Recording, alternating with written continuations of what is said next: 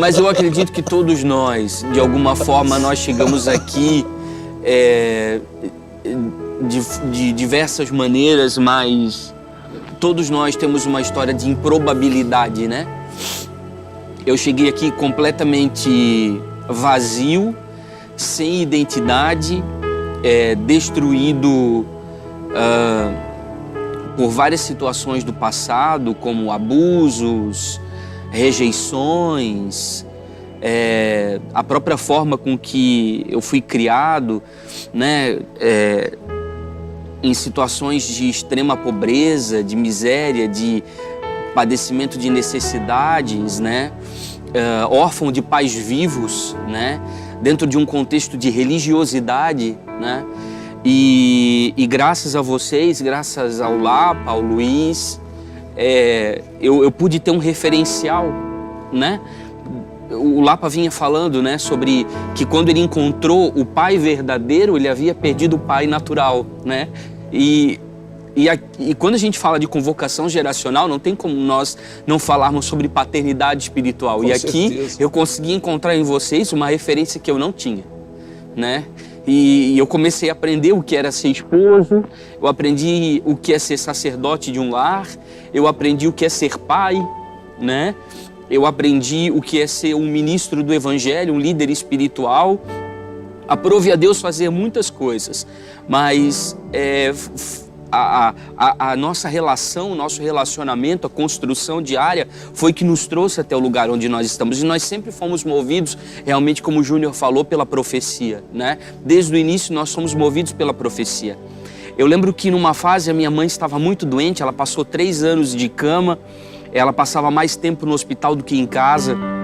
E eu e o meu pai, nós revezávamos no cuidado com a minha mãe.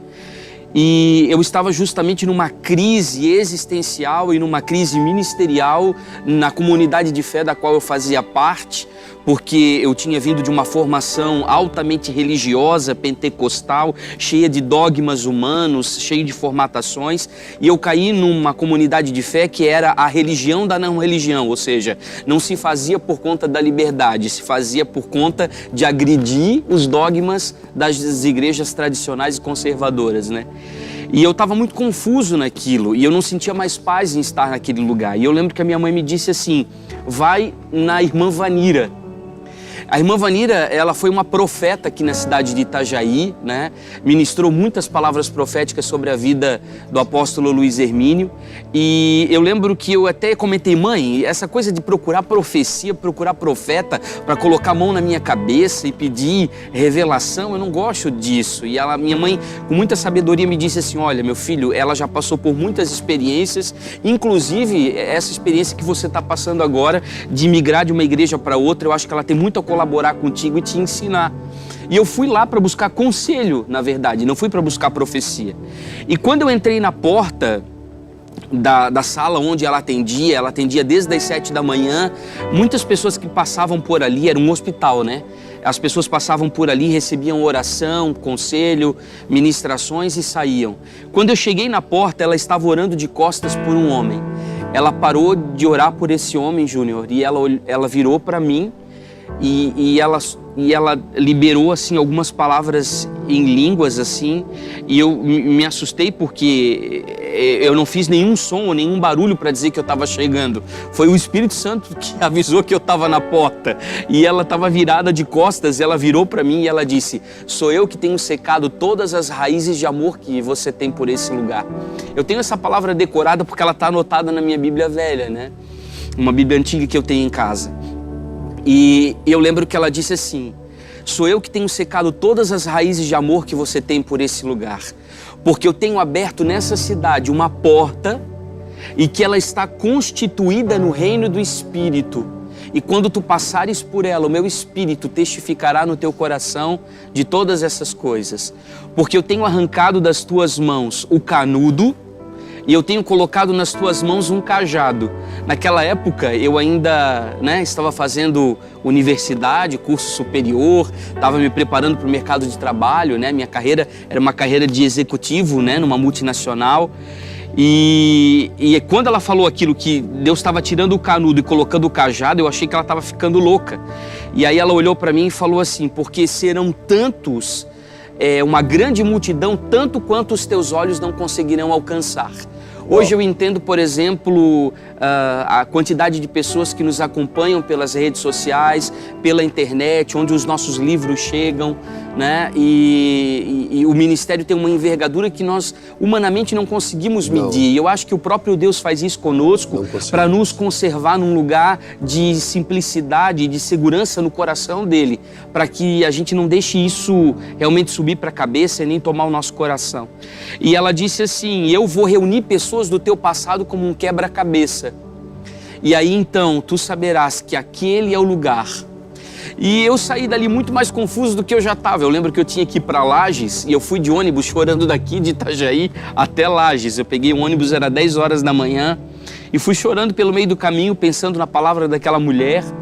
Até que de repente um dia, o Gladson, né, nós éramos amigos dessa comunidade de fé, o apóstolo Gladson vai passar por aqui também. Que vai passar por aqui também, que inclusive é coordenador hoje da Missão Ásia, né? Foi o primeiro membro do Ministério Mevan. Vamos contar essa Ele história disse também. assim, Jackson, tá abrindo uma igreja aqui em Itajaí. Lembra daqueles camaradas que a gente ajudava, de uma casa de recuperação e tudo mais? Eu disse, lembro. Então, cara, eles estão vindo para Itajaí, eles vão abrir uma igreja aqui. E quem sabe, nós já era daqui. Nós já estávamos passando, né? Eu e ele estávamos passando pelo mesmo processo, eu e o Gladson. E eu lembro que ele dividiu isso comigo. E eu, muito religioso, falei assim, tá, mas onde é que vai ser essa reunião? Eu achava que era numa igreja, num templo, né? Não entendia ainda que a igreja de Cristo somos nós. Eu achava que era o lugar. E ele falou assim, vai ser na casa do Lapa. E aí a Josi, a minha esposa, ouviu e falou assim, do Lapa? O Lapa é meu primo. O Lapa é casado com a Alessandra, com a minha prima, vai ser na casa dele? Aí eu falei assim, vai ser na casa dele. Ah, então vamos lá porque vai ser legal. E eu lembro que eu já tinha visitado tantas igrejas para buscar aquela porta, tantas denominações evangélicas, tantas bandeiras denominacionais e nenhuma delas era, que eu estava cansado. E aí eu levantei com a roupa de uniforme do trabalho, eu peguei um caderno que eu tinha, porque nós já tínhamos saído da comunidade de fé que nós estávamos já fazia 6 meses, e eu anotava naquele caderno os pontos que Deus ia me falando. E eu só joguei uma água na cara e nós fomos lá para tua casa. Tem uma coisa que poucas pessoas sabem, mas o pastor Luiz Hermínio, o apóstolo Luiz Hermínio, ele nunca atrasa para uma reunião ou por um compromisso. Ele sempre chega no horário. Mas naquele dia eu não sei exatamente o que estava acontecendo, na 470, ele estava vindo de Blumenau, era verão, e ele atrasou praticamente uns 15, 20 minutos. E quando ele chegou na porta, sabe déjà vu assim? Eu já vivi isso aqui, já aconteceu isso aqui em algum momento da minha vida, só que era mais do que aquilo, porque não era uma questão psicológica, não era uma questão emocional, era algo no meu espírito que estava acontecendo, naquele ambiente, né? E eu lembro inclusive que um determinado dia, um profeta foi na casa do Lapa e chegando na tua casa, quando ele colocou o pé na tua casa, ele disse, aqui tem um olho d'água. Porque foi exatamente no lugar onde a primeira reunião aconteceu, né? Ele disse que dali brotava um olho d'água. A primeira reunião do Mevan. Primeira reunião do Mevan.